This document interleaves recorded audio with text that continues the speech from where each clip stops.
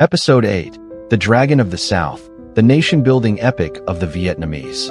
In our previous episodes, we journeyed through mighty empires shaped by Indian civilization, from the maritime kingdoms of Srivijaya and Majapahit to the glorious inland empires of Angkor and Pagan.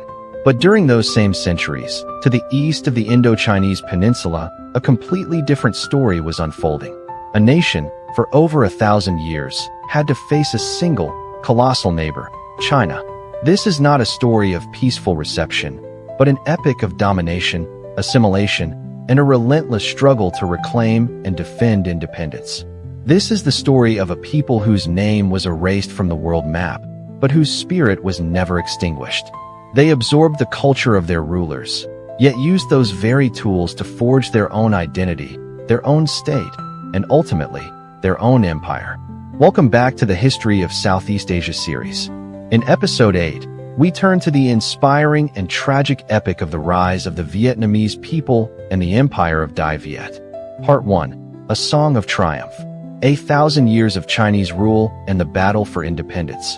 The written history of the Vietnamese people begins with a tragedy. In 111 BC, the mighty Han Dynasty conquered the kingdom of Nam Viet and annexed the land of the Vietnamese, then known as Olac, into its empire. Thus began a dark period of over a millennium, known as the Era of Northern Domination. Successive Chinese dynasties, from the Han and Sui to the Tang, governed this land as a remote province, naming it Jiaoji, Jiaoqi. They implemented a systematic and comprehensive policy of Sinicization. The Chinese writing system, laws, and Confucian bureaucracy were imposed. Han officials were sent to rule directly. Their goal was to transform the Vietnamese people into Han Chinese. However, this assimilation was never completely successful. Deep within the villages, where the central government's reach was weak, the Vietnamese people preserved their language, folk beliefs, and a unique social structure. The indomitable national spirit was nurtured through a series of glorious, though often failed, uprisings. From the revolt of the Thuong sisters in 40 AD, two women who led the people to reclaim independence for 3 short years, to the uprising of Lady True in 248, and especially the rebellion of Lai Bi in 544, who successfully established the state of Van Xuan, which lasted for nearly 60 years before being reconquered by the Sui dynasty. These revolts proved that the Vietnamese will for independence could never be extinguished. And then, at the beginning of the 10th century, the historic opportunity arrived. The Tang dynasty, China's mightiest empire, collapsed and fell into the chaotic period of the 5 dynasties and 10 kingdoms. The Celestial Empire no longer had the strength to control its frontiers.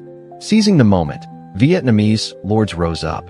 After a few initial efforts, a national hero emerged who would put an end to 1,000 years of domination. His name was Ngô Quyền.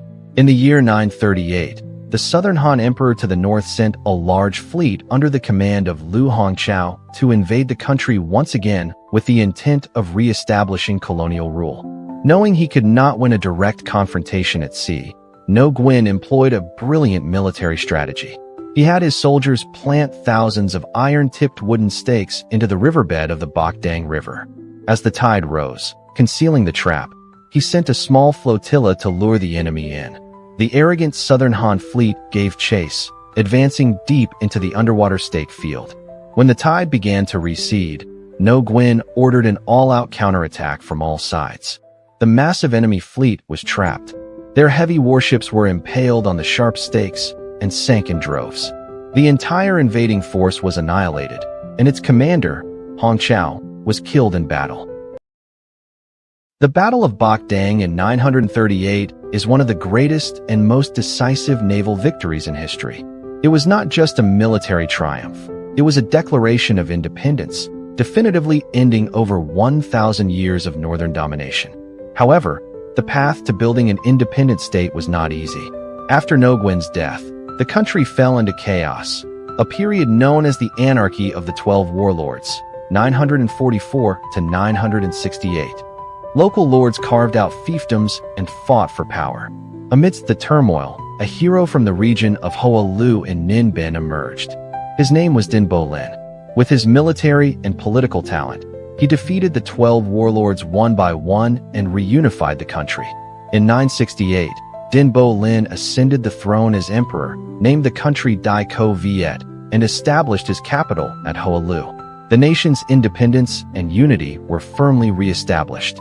His successor, Lu Hon of the early Lu Dynasty, further consolidated this new independence by defeating the first invasion of the Song Dynasty in 981. Part 2. The Dragon Ascends at Tang Long. The Golden Age of the Lý Dynasty, 1009 to 1225. After the turbulent early years of state-building, Dai Ko Viet entered a period of stability and brilliant development under the rule of a new dynasty, the Lý.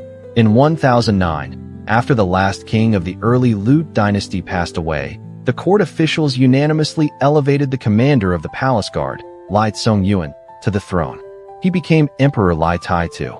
This was a peaceful transfer of power, opening a new chapter in the nation's history. One of Lý Tai II's first and greatest decisions was to move the capital.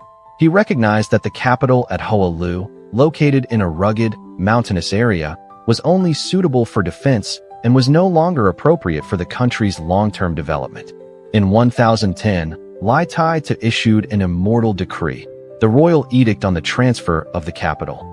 In it, he analyzed the advantages of the city of Dai La, modern-day Hanoi, as the center of heaven and earth, with a posture of a coiling dragon and crouching tiger, a place where all things are exceptionally fresh and prosperous. Legend says that when the royal barge arrived, a golden dragon ascended from the lake. The king took this as an auspicious sign and decided to rename Dai La to Tang Long, the ascending dragon.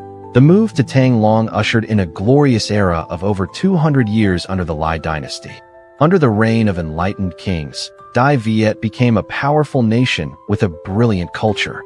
Politically, the Lý Dynasty built an organized, centralized state apparatus, based on the Chinese model but adapted to Vietnamese reality.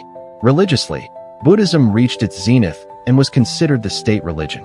The Lý kings were devout Buddhists who commissioned the construction of hundreds of pagodas across the country. One of the symbols of this era is the one-pillar pagoda, built in 1049, with its unique architecture resembling a lotus blossom blooming on the water. Educationally, the Lý Dynasty laid the foundation for Vietnam's Confucian examination system. In 1070, King Lý Thanh Tong built the Temple of Literature, Van Mu, to honor Confucius. In 1076, King Lý Nhan Tong established the Imperial Academy, Quoc Tu Giam, within the temple, considered the first university in Vietnam, to educate the sons of royalty and officials. Militarily, the Lý successfully defended their independence against external threats. Under the command of the great Marshal Lý Thuong Kiet, the Dai Viet army launched a preemptive strike in a Song territory to disrupt an invasion plan. Later, during the defensive war against the Second Song invasion, in the year 1077, on the bank of the New Noyet River, Lý Thuong Kiet is said to have written an immortal poem, considered Vietnam's first declaration of independence. Over the southern mountains and rivers, the Southern Emperor resides. Part 3. The Spirit of Đông A. The Tran Dynasty and the Three Mongol Invasions, 1225 to 1400. By the early 13th century, the Lý Dynasty had weakened. A powerful aristocratic clan, the Tran, gradually seized power. In 1225, through a marriage skillfully arranged by the court official Tran Thursday Du, the last empress of the Lý, Lý Chiu Hong, abdicated in favor of her husband, Tran Can. The throne was peacefully transferred to the Tran dynasty. The Tran inherited a stable Dai Viet, but they would soon face the greatest challenge in the nation's history: the invasions of the Mongol Empire, the most powerful empire in the world at the time, which had conquered a territory stretching from Asia to Europe. Within a span of 30 years, the Mongol-Yuan Empire launched 3 massive invasions of Dai Viet, and all 3 times, they suffered bitter defeat. The first invasion, 1258 under the command of Urien Kadai, the Mongol army quickly captured Tang Long. But the Tran court implemented a scorched earth policy, retreating to preserve their forces, and then launched a counterattack, forcing the enemy to retreat in panic. The second invasion, 1285 this time, Kublai Khan sent his son, Prince Togan, to lead a much larger army. Facing an existential threat, the Tran Emperor convened the Dian Hong Conference, consulting the nation's elders, who unanimously roared back, "Fight!" The entire nation rose up against the invaders, with soldiers tattooing 2 words on their arms, "Sat that, kill the Mongols." Under the brilliant command of the Supreme Commander Trần Hưng Đạo, the Tran army executed lightning counterattacks at Thuong and Ham Tu, liberating the capital and routing the invading army. The third invasion, 1288 undeterred, Kublai Khan sent a massive fleet to invade by sea. Once again, Trần Hưng Đạo reprised the brilliant tactic of Ngô Quyền. He had stakes planted in the Bạch Đằng River, luring the Mongol-Yuan fleet into the trap. As the tide receded, the entire enemy fleet was trapped and completely annihilated. The victory at Bạch Đằng in 1288 crushed the Mongols' will to invade, firmly securing the independence of Viet. The 3 victories over the Mongol-Yuan invasions are among the greatest military feats in world history, representing the pinnacle of the Vietnamese people's spirit of unity, indomitable will, and military artistry. Under the Tran, culture also continued to flourish with the development of the Nam script for Vietnamese literature and the founding of the Truc Lam Zen Buddhist sect by the enlightened king monk, Tran Nan Tong. Part 4. Crisis and Liberation. The Ho Dynasty, Ming Occupation, and the Lam Sun Uprising, 1400 to 1428. After its glorious victories, the Tran dynasty gradually weakened in the late 14th century. In 1400, a powerful court official, Ho Quy Lai, deposed the Tran king and established the Ho dynasty, implementing many bold reforms. Taking advantage of this dynastic change, the Ming dynasty in China used the pretext of restoring the Tran to send a large army to invade in 1407. The Ho army, despite having advanced weapons like cannons, was quickly defeated due to a lack of popular support. Viet once again fell under northern domination. The Ming occupation lasted for 20 years, 1407 to 1427, and was exceptionally brutal. They annexed Viet as a province of China and imposed a harsh policy of rule and assimilation. They plundered resources, captured talented individuals, and burned Vietnamese books to erase the national culture. But the heavier the oppression, the stronger the resistance. Many revolts broke out, the most prominent being the Lam Sun Uprising, which began in 1418 in Thanh Hoa province. The leader of this uprising was a local hero of commoner background, Le Loi. At his side was the brilliant strategist Nguyen Tre. After 10 years of arduous struggle, from its humble beginnings with only a few hundred rebels, the Lam Sun Uprising grew into a nationwide war of liberation. The climax came in 1427, in the Battle of Chi Lang, Suangjong, where the Lam Sun army annihilated a massive Ming relief force.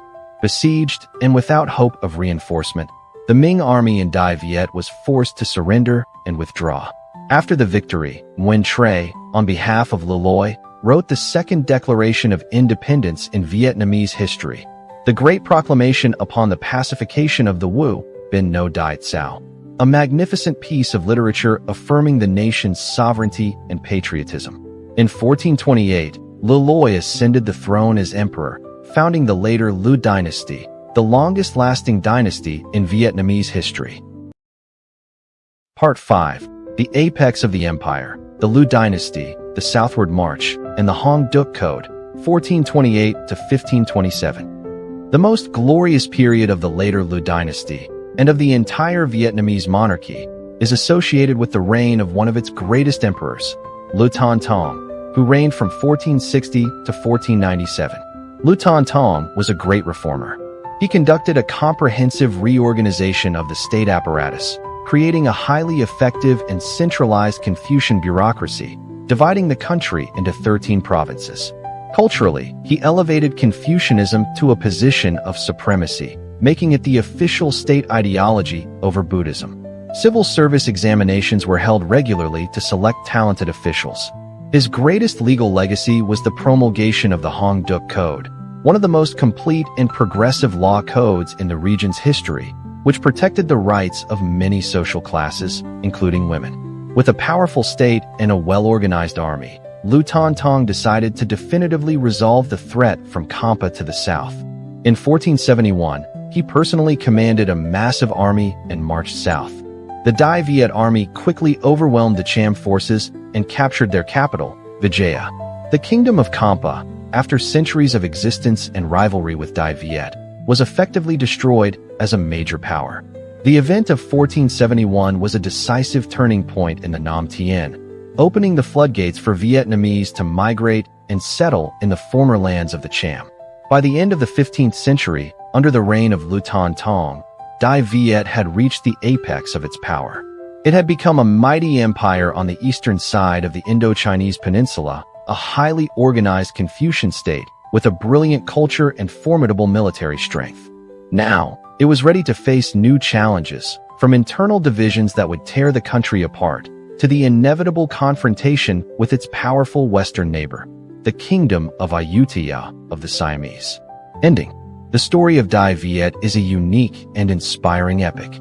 From a dominated people, they rose up to win their independence, built a distinct civilization deeply influenced by China, but still retaining its own identity, and 3 times defeated the most powerful army in the world. Their journey south was not yet over. In the following episodes, we will see how the Vietnamese continued to expand their territory, and how the confrontations between the newly emerged mainland powers, the Vietnamese, the Thais, and the Burmese, would shape the map of Southeast Asia as a completely new force appeared on the horizon, the Europeans. History has so many more stories to tell. To make sure you don't miss a single one, take action now. Like the video, subscribe to the channel, and ring the bell. Join us as we uncover the hidden corners of the past. See you next time.